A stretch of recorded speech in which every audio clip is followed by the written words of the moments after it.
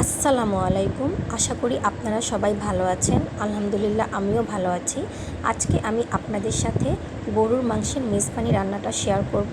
এজন্য আমি এখানে হাড় এবং চর্বি সহ 1 কেজি পরিমাণ গরুর মাংস নিয়ে নিয়েছি।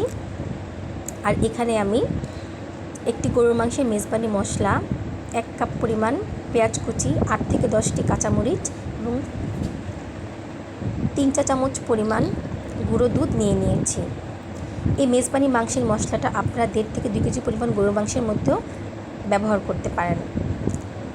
এখানে আলাদাভাবে গরম মশলা ইউজ করার প্রয়োজন নেই, কারণ প্যাকেটের মধ্যে সব কিছুই দেওয়া আছে।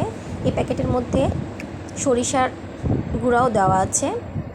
আমি সব মশলা দিয়ে মাংসটা ভালোভাবে মেরিনেট করে নিলাম। এখন এই মেরিনেট করা মাংসটা আমি আধা থেকে 1 ঘন্টা পর্যন্ত ফ্রিজে রেখে দেব।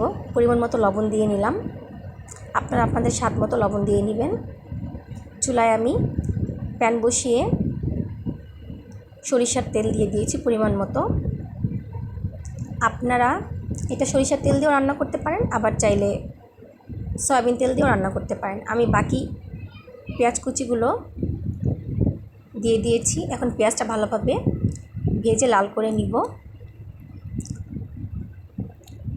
আমার পেঁয়াজ ভাজা প্রায় হয়ে গিয়েছে। এখন আমি মেরিনেট করা মাংসটা দিয়ে দিব।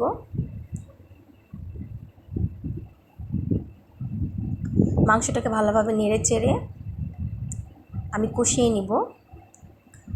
আমার মাংসটা কষানো হয়ে গিয়েছে। এখন আমি এতে পরিমাণ মতো ঝোল অ্যাড করে দিব।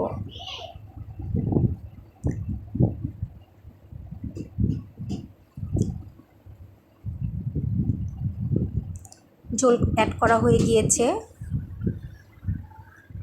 আমার গরুর মাংসের মেজবানি রান্নাটা হয়ে গিয়েছে। ভালো লাগলে আমার